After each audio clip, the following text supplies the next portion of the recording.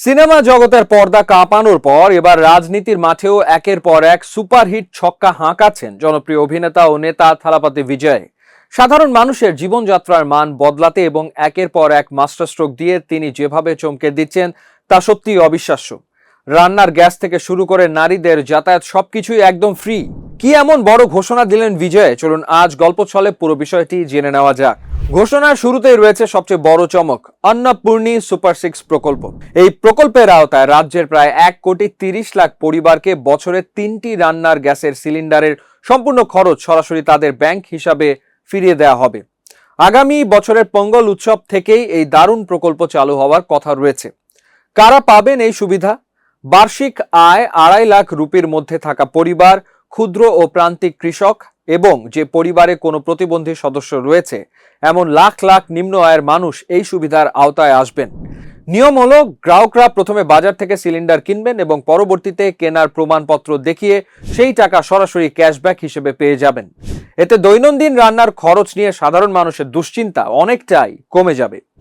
চমক এখানেই শেষ নয়, গণপরিবহনে নারীদের যাতায়াত আরও সহজ করতে বিশাল এক ঘোষণা দিয়েছেন বিজয়। এতদিন সাধারণ সরকারি বাসে নারীদের বিনা ভাড়ায় যাতায়াতের যে সুবিধা ছিল, এবার তার পরিধি আরও বাড়িয়ে দেওয়া হলো। আগামী 2 অক্টোবর থেকে রাজ্যের যে কোনো শ্রেণীর সরকারি বাস, এমনকি দ্রুতগামী ও বিলাসবহুল বাসেও নারীরা সম্পূর্ণ বিনা ভাড়ায় যাতায়াত করতে পারবেন। সবচেয়ে বড় কথা হলো, যাতায়াতের সংখ্যার ওপরও কোনো ধরনের সীমা বা লিমিট রাখা হয়নি। এই ঘোষণার পেছনের টাইমিংটাও কিন্তু বেশ চমৎকার। আগামী বছরের পোঙ্গল উৎসবের ঠিক আগেই এই প্রকল্প চালুর পরিকল্পনা করা হয়েছে, যা তামিলনাড়ুর সংস্কৃতিতে অত্যন্ত আনন্দের একটি সময়।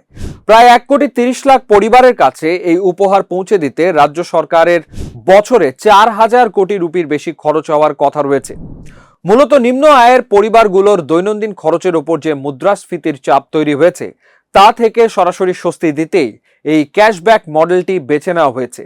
মানুষ যাতে কোনো দীর্ঘ জটিলতা ছাড়াই সহজে এই সুবিধা ভোগ করতে পারে, সেজন্য ডিজিটালি সরাসরি ব্যাংক অ্যাকাউন্টে টাকা পৌঁছে যাওয়ার এই ব্যবস্থা বেশ প্রশংসিত হচ্ছে।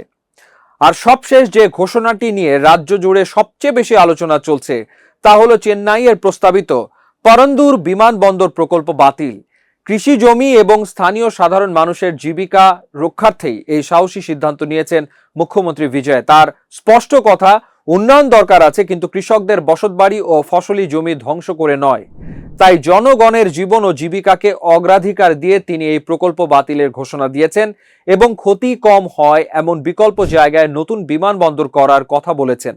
রাজনৈতিক বিশ্লেষকরা মনে করছেন, সিনেমার পর্দা থেকে রাজনীতিতে পা রেখে থালাপতি বিজয় যেভাবে একের পর এক মাস্টারস্ট্রোক দিয়ে চলেছেন, তা কেবল নির্বাচনী প্রতিশ্রুতি রক্ষা করাই নয়, বরং সাধারণ মানুষের মন জয় করার এক সুদূর প্রসারী কৌশল। একদিকে রান্নার গ্যাসে ভর্তুকি ও নারীদের জন্য অবাধ যাতায়াত নিশ্চিত করা, আর অন্যদিকে কৃষকদের জমি বাঁচানোর মতো জনদরদী সিদ্ধান্ত। সব মিলিয়ে তিনি বুঝিয়ে দিচ্ছেন যে তার রাজনীতি কেবল স্লোগানে সীমাবদ্ধ নয়, বরং সাধারণ মানুষের মৌলিক অধিকার ও স্বস্তির পক্ষে একটি শক্ত অবস্থান। এই সাহসী ও যুগান্তকারী পদক্ষেপগুলো তামিলনাড়ুর রাজনীতিতে নতুন এক সমীকরণ তৈরি করছে এবং ভোটারদের মাঝেও দারুণ কৌতূহল ও উদ্দীপনার জন্ম দিয়েছে। জনকল্যাণমূলক এসব সিদ্ধান্তের মাধ্যমে থালাপতি বিজয় কি তবে সাধারণ মানুষের হৃদয়ে পাকাপাকি জায়গা করে নিচ্ছেন? আপনাদের কি মনে হয়? কমেন্টে আমাদের জানিয়ে দিন।